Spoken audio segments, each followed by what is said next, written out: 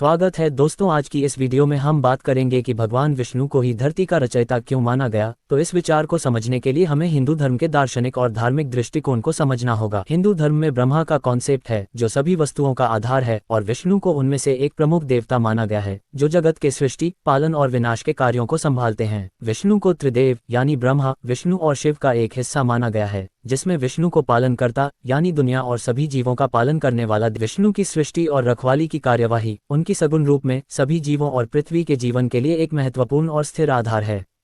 विष्णु को धरती का रचयिता इसलिए भी माना गया क्योंकि उन्होंने अपनी अनंत शक्ति और दया से कई अवतारों के रूप में पृथ्वी पर उतरकर धार्मिक और सामाजिक क्रांति का काम किया है। विष्णु के प्रमुख अवतार जैसे कि मत्स्य, कूर्म, वराह, नरसिंह, वामन, परशुराम, राम, कृष्ण और काल्की, हर अवतार ने एक नए समय में धार्मिक और आध्यात्मिक जागृति करने का काम किया है।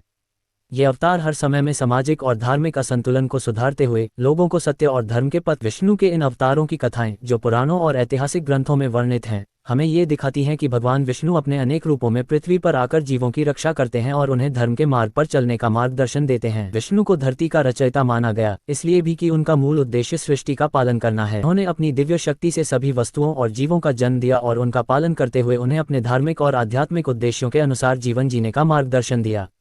उनके अवतारों का उद्देश्य समाज में न्याय और धर्म का पालन करना था, और उन्होंने अपने अनेक रूपों में हर युग में पृथ्वी पर आकर इस धार्मिक उद्देश्य को पूरा किया। विष्णु को समाज में एक ऐसे देवता के रूप में देखा गया जो हमेशा सच्चाई और धर्म के पक्ष में खड़े रहते हैं, और उनका प्रचार समाज को नैतिक और धार्मिक रूप से सुधरता है। विष्णु के अवतारों में आने वाले हर रूप को समझकर हम ये भी समझ सकते हैं कि उनका उद्देश्य सिर्फ पृथ्वी की सृष्टि ही नहीं बल्कि सामाजिक और धार्मिक समृद्धि भी है। विष्णु का हर अवतार एक नए सामाजिक और धार्मिक संदेश के साथ आता है। राम का अवतार धार्मिक और सामाजिक न्याय का प्रतीक है, कृष्ण का अवतार मानवता के प्रति प्रेम और धर्म के प्रति अपनी जिम्मेदारी का प्रतीक है, और काल्की का अवतार भविष्य में दुनिया में असंतुलन को दूर करने के लिए आएगा। इस प्रकार विष्णु को धरती का रचयिता माना गया क्योंकि उन्होंने अपने अवतारों के माध्यम से समाज में शांति, प्रेम और धर्म का प्रचार किया और इस दुनिया को धार्मिक और सामाजिक रूप से सुधारा है। विष्णु को धरती का रचयिता माना गया इसलिए भी कि उनका विशाल और अनंत कार्यक्षेत्र है जो सभी जीवों का पालन और रक्षा करता है। उनका धर्म यह है कि सभी जीवों को उनके कर्मों का फल मिले, और उनकी विष्णु का रूप हमेशा शक्ति, दया और प्रेम से भरा होता है, और उनका उद्देश्य सिर्फ अपने भक्तों को नहीं बल्कि सभी जीवों को उनके जीवन यात्रा में सहायता देना है। इसलिए उन्हें धरती का रचयिता यानी सृष्टि का पालन करने वाला देवता माना गया है जो हर समय अपने भक्तों की रक्षा करते हुए उन्हें धर्म के मार्ग पर चलने की प्रेरणा देते हैं। विष्णु को धरती का रचयिता माना गया इसलिए भी कि उनके रूप और अवतारों का प्रभाव हर युग में दिखाई देता है।